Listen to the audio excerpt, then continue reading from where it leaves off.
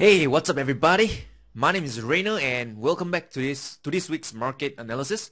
So I was on Facebook then I think someone by the name of Bobby Lubos from the Philippines, he dropped me, he did a message on the Facebook group and he asked me whether a very interesting question. He asked me, he said that Rainer, in the event that you are positive in profit, right, in the ongoing trade, and there's a big news that's about to be released, right? He asked me whether will I, be shifting my stops to break even, or will I, move my stops just to lock in more profits, right? Because there's a big news and there's a possibility that the news may go against me and stop me out of the trade. So he asked me, whether is it wise to put the trades to break even or to protect your open profits. And my answer to Bobby is this. As a trend follower, I trade solely price. I do not let the news affect my trading decisions, right? Because if you look at it from a news standpoint, right, one of two things can happen, right? It's either the news is going to propel your trade further in the money, or it's going to, go against you and, maybe eventually stopping you out for your trades. So for me as a trend trader, I basically trail my stops according to my trading plan.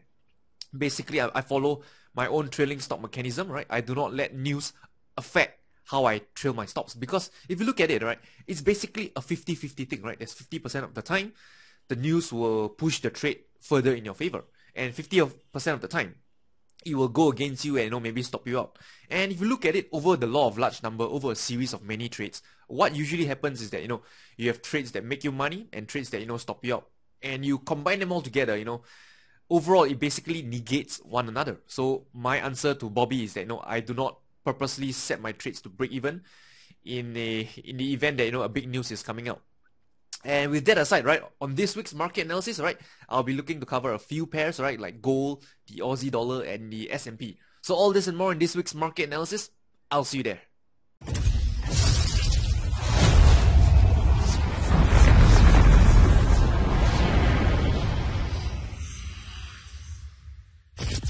Alrighty, so this is the chart of Aussie dollar. This is the forward chart, but let's head on to the weekly chart.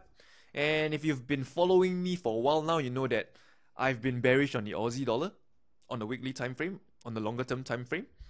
And I mentioned that looking at the chart, you see a series of lower highs and lower lows, right? You have lower highs here, lower highs, lower highs, lower highs, and lower lows, lower lows, lower lows. So the trend is clearly towards the downside for the Aussie dollar. And if you recall, right, also I mentioned on the daily chart, we saw that there's this head and shoulders pattern, right? This is the left shoulder, this is the head, right? Head, left shoulder, and this is the right shoulder, followed by this neckline over here. And to me, this is a continuation pattern towards the downside because we know that the trend is down. So I mentioned last week that, when price broke out of this neckline over here, I went short because I had this bearish flag pattern over here. So this week we had a follow through towards the downside. And that aside, right, for those of you who are not in this trade, right, here is some trading ideas that you can use. And by the way, disclaimer, right, all trading ideas that I put out is just solely for educational purposes, right? I am not responsible for your wins nor your loss. So everything you do, you have to be responsible for your actions, right? I cannot, take responsibility for you. So that aside, right, let's look at a 4-hour chart. And something actually pretty interesting happened that would give you a heads up that, there could be a further follow through. This was a key support, and you notice that we have lower highs here, here, here, here, here. So basically you have a descending triangle coming into this key support over here. So the message by the market is this, is telling you that every time the bull tried to stage a rally, the bears came back in control over here, over here, over here, and over here, and push price back down lower. So every time the rally, it gets weaker and weaker, and finally, poof, you had this breakout towards the downside. So what some traders did is that you can queue a sell stop order below this swing low over here in anticipation for the breakout. And not to worry if you are not in this breakout, another possible setup that could occur is that price come back and retest the dynamic resistance over here, which is the area between the 20 and 50 period moving average. I use the EMAs just for your info. So if price does come back into this area, it could be also another shorting opportunity. So this is something for you to look out for. And also, let's talk about the New Zealand dollar. So the New Zealand dollar was a trade that I got stopped out. So basically, if you've been following me as well for over the last, I think, few weeks, I said that I went short when price retested this 50 EMA over here. So then we had this rally, this spiked up. I wasn't stopped out because I had a stops of 2 ATR, which was, I think, somewhere over here. So fortunately for me, in this case, price then went in my favor. So basically this week, what happened is that I got stopped out when price traded above the 50 EMA over here, right? This spike up basically stopped me out of my trades, and that's it, right? This is the end of my New Zealand dollar trade. In terms of R, I think this is about a 7R trade for me. So however, looking at it, right, there was actually another trading opportunity for you guys this week if you were looking at the New Zealand dollar. Based on a daily chart, right, the retest of the 20 EMA was a shorting opportunity. And I'll be honest with you, right, I did not short at the 20 EMA, right? I was too slow to enter the trade, right? So I basically missed this another move, all right, or this potential trade towards the downside when price, sold off another, right, couple hundred pips. So I am not in this trade anymore, not in a New Zealand dollar trade, and it's a lesson for me as well, right? Not to be complacent and always, to be alert of what the market can potentially, could potentially happen. So with that aside, let's look at, I think I want to share with you this market, right, which is none other than gold. Let's talk about gold. So gold, you know that on Monday, right, on the daily chart, you see on a Monday morning, we had this massive spike down. And I had a few, traders emailing me, telling me that, they were trading without stops, or their stops was placed at a very atrocious level. And when this spike occurred, they basically lost like half their capital or 3/4 of their trading capital. And this is it, right? When you're trading, you always want to place a stop loss at a logical level, whereby, the moment if that level is breached, you want to get out of the trade. Or worse still, if you're trading without stop loss, that isn't trading, that is gambling.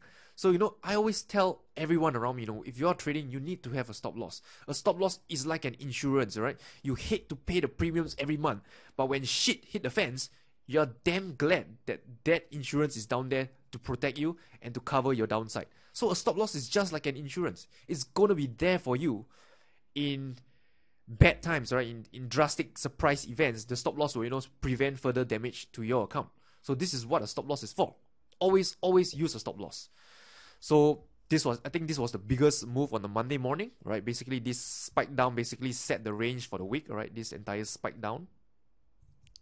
And looking at the 4-hour chart, right? For those of you who wants to, trade gold and looking to, trade it towards the downside, I think a key area to notice is actually over here. So basically, this is a resistance as well as, a dynamic resistance shown by the EMA as well. So if price comes into this area, there is shorting opportunity, right? There's a few ways you can go about it.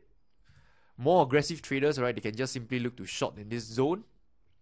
And other traders who like to seek for confirmation in terms of candlestick patterns, you can wait for price to come into this zone and perhaps form you a bearish pin bar. That could be a signal for you to get short as well. Or similarly, you can get a bearish engulfing pattern that looks like this, right? And that could warrant a shorting opportunity for you as well. So all this actually depends on your trading plan, the kind of trader you are, whether you're someone who trades without confirmation, whether you're someone who trades with confirmation, and this has to be dictated by your own trading plan. And right now, let's look at another market, right? The S&P 500. This is, if you ask me, right, for trend followers, this is a very tough market to trade. So background story aside, looking at the weekly chart, you notice that the S&P 500 is still in a longer term uptrend, right? I don't deny it, right? You see that it's being supported by the 20 and 50 period moving average on the weekly chart. And I mean, you're looking from left to right, it's pretty obvious. Yes, Rainer, I know the trend is towards the upside.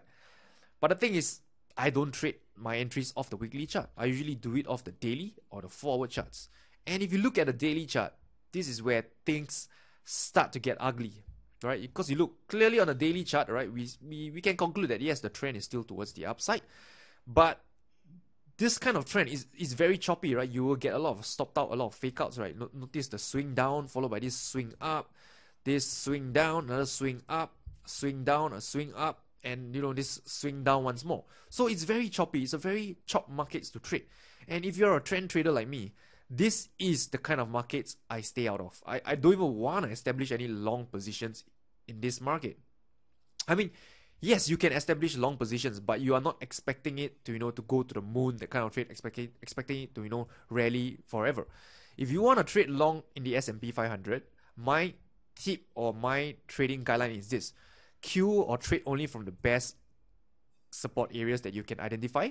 And when you queue your trades in these levels, right, look to only take one swing out of the market, right? One swing, that's it, right? Do not expect this position to run forever, because there's a good chance that it may just swing back down and stop you out of your trades. So if you want to trade long, adopt a swing trading approach, just to take out one swing from the markets, and that's it, right? Don't get too greedy, and to always trade it from the best levels that you can identify from. So right now, the best levels on the S&P, if you ask me, is currently this one. Another one is this area over here, and another will be this key resistance over here. That's provided if you want a short. So right, long traders who are looking to long, right, this will be an area number 1, and this is number 2. So that's all I have for the S&P 500. And last but not least, let's look at another pair, since I still have a little bit of time. So New Zealand yen, how about that? So looking at the daily chart of the New Zealand yen, right? New Zealand dollar, New Zealand yen. And New Zealand is basically one of the weaker pairs to trade right now. So looking at daily, you see, the trend is clearly towards the downside. And if you look at the forward chart, all right, the key area that I want to highlight is this resistance zone over here. So you see that in the coming weeks or coming days, if price does trade above and comes back into this zone, you can look for a shorting opportunity back towards the downside. So as I've mentioned earlier, there's a few ways, you can trade it, whether you want to wait for confirmation, whether you don't want to wait for confirmation, it's entirely up to you. And where you want to take profits, again, what kind of trade do you want it to be? Whether do you want this to be a swing trade, or whether you want this to be a position trade where you're trying to capture the trend. Again, this is entirely dictated by your trading plan. So yep, that's all I have to say for this week's market analysis. So feel free to leave any comments if you have. Can feel free to drop me an email. And because, if you drop me an email or leave any questions or comments, all right, what I will usually do in the coming weeks ahead is that I'll select the best question and I'll answer it in the following week market analysis. So I'll just feature your question and I'll answer you through this video post, and hopefully everyone else can benefit from it. So with that, I wish you all good luck and good trading, right? Thank you for your time, spending time each weekend with me. And I'll talk to you soon.